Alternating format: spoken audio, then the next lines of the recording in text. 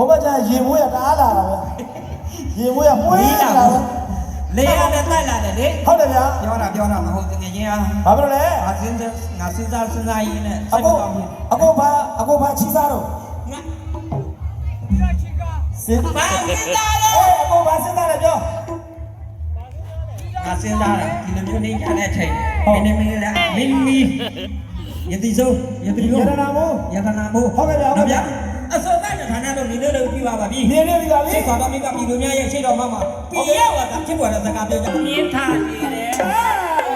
ရိုက်ပြီပါကြောက်ရိုက်ပြီ